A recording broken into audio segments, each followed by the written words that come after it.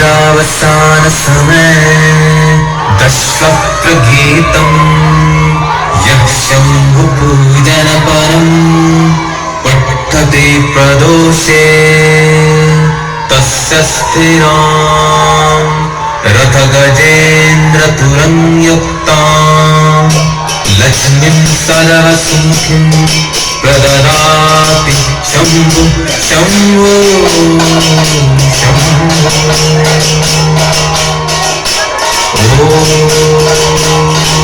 नमः शिवाय। नमः शिवाय।